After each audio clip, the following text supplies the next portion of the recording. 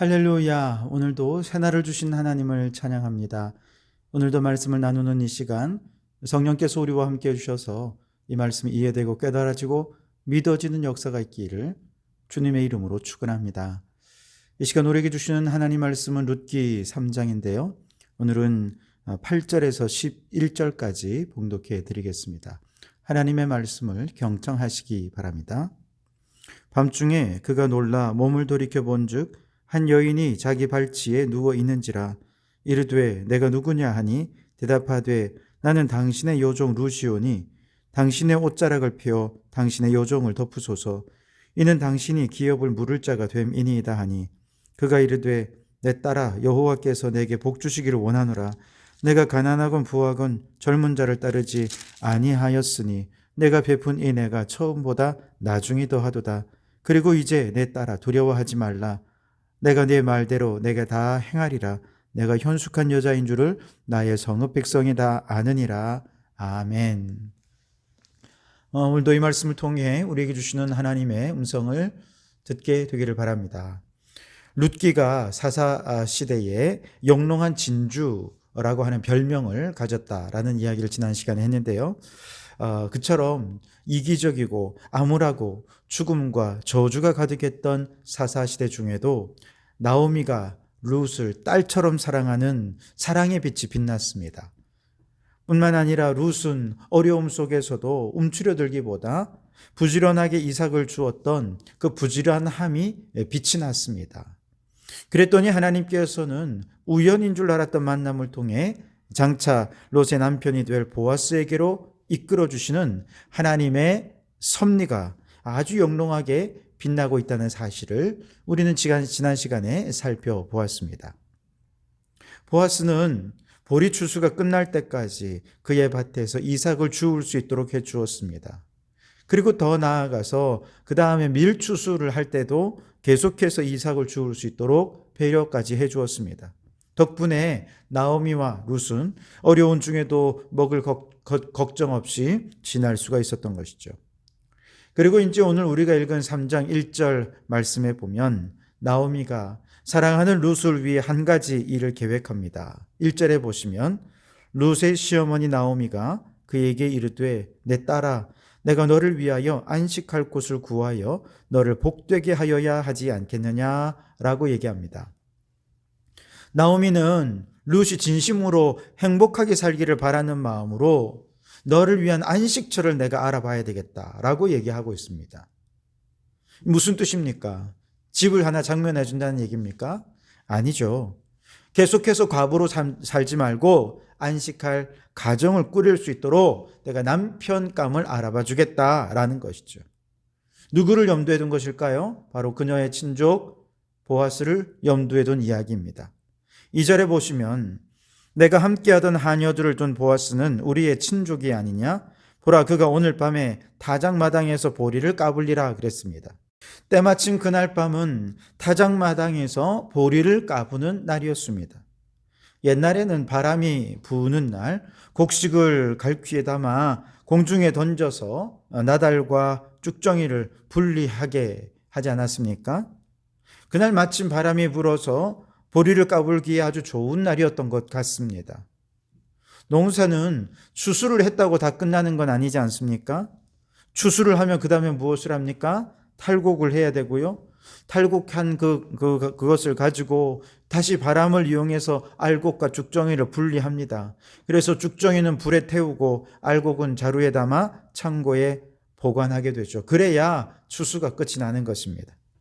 일은 고되겠지만 이제 농사가 마무리되는 시점이니 얼마나 사람들은 기뻐하겠습니까? 사람들은 한쪽에서 곡식을 까불며 노래를 부르고 한쪽에서는 이제 잔치를 준비하며 음식과 술을 준비하고 있습니다. 그리고 수학기 동안 수고했던 모든 수고를 달래주기 위한 잔치가 벌어지게 되는 것이죠. 그렇게 모두가 힘든 수고를 위로하며 한바탕 잔치가 벌어지는 그날 나오미는 룻을 보아스에게 보내기로 결심합니다. 3절과 4절을 보시면 그런즉 너는 목욕하고 기름을 바르고 의복을 입고 타작마당에 내려가서 그 사람이 먹고 마시기를 다하기까지 그에게 보이지 말고 그가 누울 때에 너는 그가 눕는 곳을 알았다가 들어가서 그의 발치 이불을 들고 거기 누우라. 그가 내 할 일을 내게 알게 하리라 하니 그랬습니다. 잔치가 끝나고 각자 대충 자리를 잡고 누우면 그곳에 보아스가 이불을 덮고 잠을 잡니다. 그럴 때 바로 그 보아스에게로 들어가라는 것이죠. 사실 룻의 입장에서 보면 시어머니 나오미가 시킨 이런 내용이 좀 부끄럽기도 하고 민망한 명령이기도 합니다. 밭에 누워있는 남자 곁에 가서 그가 덮고 있는 이불을 들고 그와 함께 누우라는 것 아닙니까? 그런데 여러분, 이 장면을 우리가 좀 오해해서는 안 됩니다. 오늘날의 도덕적인 잣대로 이해해서는 안 돼요. 왜냐하면 그 당시의 사회적인 관습으로 보면 이건 대단히 정중하고도 또 겸손한 프로포즈한 방법이었기 때문에 그렇습니다. 여인이 발치에 이불을 들고 누우면 이건 무슨 뜻이냐? 나를 아내로 삼아 침실의 여주인으로 받아주시지 않겠습니까? 라고 하는 사회적으로 용인된 일종의 프로포즈 의식 같은 것이었죠. 그것도 룻은 아무에게나 이런 프로포즈를 한 게 아니잖아요. 보아스는 당시 법이 정해주고 성경이 인정해준 남편 될 자격이 있는 그런 사람이었습니다. 이런 사람을 보아스, 이제 기업 물을 자라 그렇게 얘기하는데요. 보아스는 나오미의 가업을 회복시켜줄, 기업을 회복시켜줄 수 있는 기업 물을 친족 가운데 한 사람이었기 때문이죠. 나오미와 남편 엘리멜렉이 고향 베들레헴을 버리고 모압으로 갈 때 하나님께서 그 가문에 물려주신 그 땅을 다 팔아버리고 갔거든요. 그러니 돌아왔을 때 그 땅에 대한 소유권은 이미 남아있지 않았죠. 그런데 이스라엘에서는 기업을 무르는 고엘이라는 제도가 있었어요. 가까운 친족 중에 돈이 많아서 그 땅을 다시 사서 원래 주인에게, 그 가문에 기업을 물을 수 있도록 돌려주어서 기업이 제자리를 찾을 수 있도록 해주는 이런 고마운 사람을 가리켜서 기업 물을 자라 혹은 고엘이라고 이름을 붙였습니다. 땅값만 지불하고 기업의 소유권만 회복시켜주는 그런 기업 물을 자도 있지만, 만일 기업을 빼앗겼던 그 사람이 남편을 잃고 홀로 되었다면 가까운 친족 중 한 사람이 그를 아내로 맞아서 그녀의 모든 신분과 재산까지 다 회복시켜주는 것도 고엘, 기업 물을 자가 할 수 있는 일이었습니다. 물론 가까운 친족 가운데에 그만한 돈이 없거나 혹은 돈은 있어도 기업 무르는 일을 의무를 지지 않으려고 한다면 이건 결코 강제할 수는 없는 것이었습니다. 그런데 보아스는 기업을 물을 재력이 있었을 뿐만 아니라 이제 보아스가 허락하기만 한다면 얼마든지 기업을 회복할 수 있습니다. 게다가 룻은 남편이 죽었기 때문에 만일 보아스가 룻을 아내로 맞이한다면 그녀는 기업만 회복하는 것이 아니라 그녀의 신분도 회복하게 되는 참 놀라운 축복이 그녀에게 있게 되는 것이죠. 그런데 여러분, 이와 같이 기업 무르는 제도를 영적으로 보면 이렇습니다. 오늘 우리는 죄로 인해서 하나님께서 우리에게 주신 저 천국 기업을 다 잃어버렸습니다. 하나님의 자녀라고 하는 신분도 잃어버렸습니다. 이제는 마귀의 종로로 타며 그렇게 세상을 방황하며 살아가는 것이죠. 그런데 예수님께서 십자가 위에서 우리의 모든 죄를 사하시고 천국의 기업을 다시 물어내어 주셨습니다. 하나님 자녀의 신분을 회복시켜 주셨습니다. 즉 예수님은 우리의 고엘, 기업 물을 자가 되셔서 하나님의 자녀의 신분도 회복시켜 주시고 천국 기업도 회복시켜 주신 것입니다. 자, 그날 밤 예상대로 보아스가 먹고 마신 후에 즐거운 마음으로 곡식 단 더미 끝에 자리를 잡고 누웠습니다. 그리고 살짝 잠이 든 지 얼마쯤 지났을까요? 인기척에 놀라 깨어보니 발치에 한 여인이 누워 있습니다. 보아스가 물어요. 내가 누구냐? 그러자 룻이 정말 너무나도 멋진 멘트로 프로포즈를 하는데요. 9절에 보시면 나는 당신의 여종 룻이오니 당신의 옷자락을 피워 당신의 여종을 덮으소서. 이는 당신이 기업을 물을 자가 되미니이다. 그랬습니다. 당신의 옷자락을 피워 당신의 여종을 덮으소서. 너무나도 멋진 표현 아닙니까? 그런데 여러분, 이 표현은요, 처음에 보아스가 룻을 만났을 때 룻에게 보아스가 뭐라고 얘기했냐면 이스라엘의 하나님이 그의 날개 보호를 받으러 온 내게 온전한 상 주시기를 원하노라 그랬어요. 날개 보호라는 표현을 썼어요. 이것을 룻이 기억했습니다. 그리고 룻이 보아스에게 다시 당신이 하나님의 날개 그늘이 되어서 나를 덮으시고 보호하는 보호자가 되어 주십시오. 그러면서 프로포즈를 하고 있는 것이죠. 너무나도 신앙적이면서 너무나도 멋진 표현이 아닙니까? 자, 이에 대해 보아스는 어떻게 반응했을까요? 10절, 11절에 보시면 내 딸아 여호와께서 내게 복 주시기를 원하노라.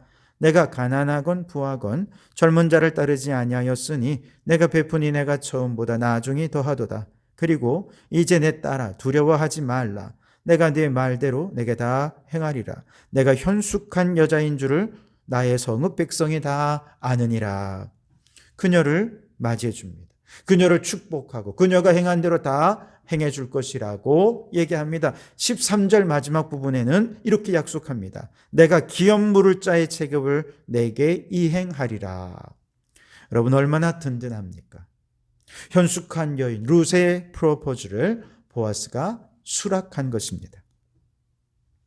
여러분 사도 바울은 우리가 예수님을 믿는 것을 가리켜서 예수로 옷 입는 것이라 그렇게 표현을 했습니다. 다시 말해서 우리는 여전히 죄인이었지만 우리가 예수를 나의 구주로 믿을 때 그것은 당신의 옷을 펴서 나를 덮으소서라고 주님께 프로포즈를 하는 것과 같다는 것이죠. 우리가 믿음으로 주님께 반응할 때 주님은 어떻게 우리에게 말씀하십니까? 나의 기업 물을 자가 되어 주신 주님께서는 내가 기업 물을 자의 책임을 완수해내리라 말씀하시고 십자가에 피 묻은 옷으로 우리를 덮어주셔서 우리의 죄와 허물을 다 용서해 주셨습니다. 죄에서 우리를 구속해 주셨습니다. 하나님의 자녀의 신분, 천국 기업까지 다 회복시켜 주신 것이죠. 여러분 룻이 아름다운 프로포즈로 보아스를 만났던 것처럼 우리는 믿음으로 신랑 되신 예수님을 만난 것입니다. 룻의 인생은 보아스를 만난 이후 완전히 변화됩니다.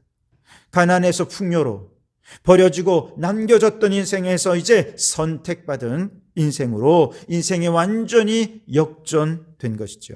여러분, 아직 예수님을 믿지 않는 우리 가족들이 또한 우리의 불신 이웃들이 이처럼 멋진 믿음으로 신랑 되신 예수님께 프로포즈를 하고 만나는 일들이 있기를 바랍니다.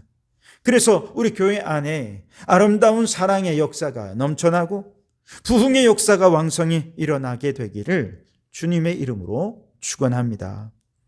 기도하겠습니다. 주님, 오직 예수님만이 우리의 기업 물을 자가 되시는 줄 믿습니다. 우리의 인생을 주님의 옷자락으로 펴서 덮어주시고 보혈의 능력으로 모든 죄와 허물에서 건져주시며 하나님 자녀의 신분과 천국 기업을 모두 회복시켜 주시니 감사합니다. 이제 우리의 사랑하는 불신 가족들과 이웃들도 동일한 믿음을 주시고 믿음으로 프로포즈하게 하셔서 신랑 되신 예수님을 만나는 사랑의 역사가 넘쳐나게 하시고 죄에서 구원받고 기업을 회복하는 자의 수가 날마다 더해지는 부흥의 역사가 오늘 우리 교회 가운데 일어나게 하여 주시옵소서. 예수님 이름으로 기도하옵나이다. 아멘.